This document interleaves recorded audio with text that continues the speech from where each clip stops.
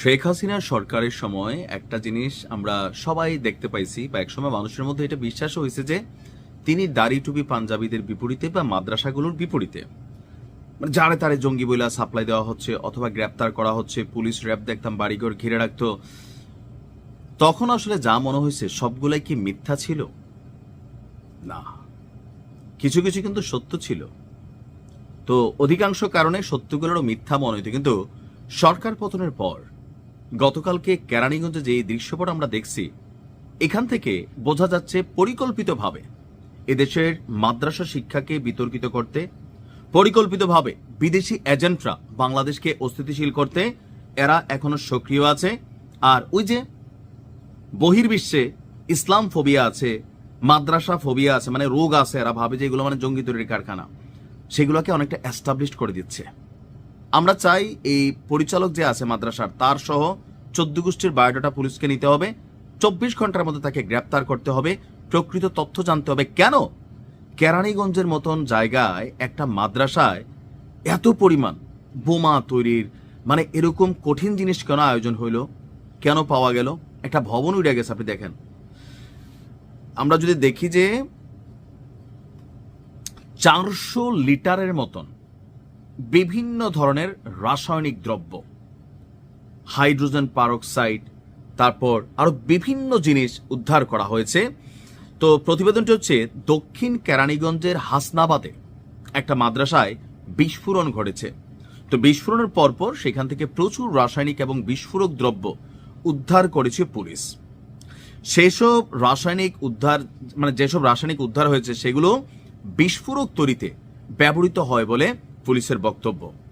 এসব বিস্ফোরক বা রাসায়নিকের অনিয়ন্ত্রিত বিক্রিয়ার কারণে ওই মাদ্রাসায় বিস্ফোরণ ঘটেছিল, মানে ব্যালেন্স করতে পারে নাই।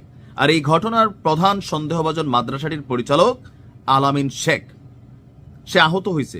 মজার বিষয় হচ্ছে, আহত হবার পরে তার স্ত্রী এবং সন্তানদেরকে রেখে পালাই গেছে। আর পরিচালকের স্ত্রী সহ 3 নারীকে গ্রেপ্তার করেছে পুলিশ। পরিচালক আলামিন কোনো উগ্রবাদী সংগঠনের সঙ্গে যুক্ত কিনা পুলিশের কাছে এখন পর্যন্ত তথ্য নেই, তবে ইনভেস্টিগেশন চলছে। পুলিশ বলছে তার বিরুদ্ধে 7টি মামলা রয়েছে এবং এর আগে সে 2 বার গ্রেপ্তার হয়েছিল। এখন কি মামলা, এগুলোর ব্যাপারে বিস্তারিত আমরা তথ্য পুলিশের কাছ থেকে পাইনি।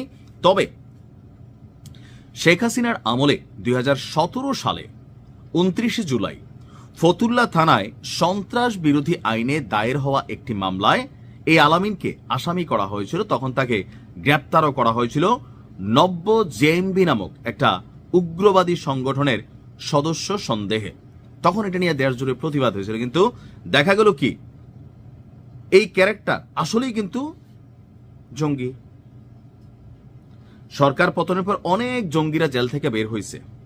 এখন মাদ্রাসাগুলোকে টার্গেট করা হচ্ছে 2 কারণে। একটা হচ্ছে এটাকে নিরাপদ মনে করে, আর আমাদের যারা মাদ্রাসা পড়ুয়া শিক্ষার্থী আছে এদের মধ্যে একটা প্রবণতা আছে, একটা দায়িতুল বিহাজাল ইমাম যা বলবে এরা ঝাঁপাইয়া পড়বে।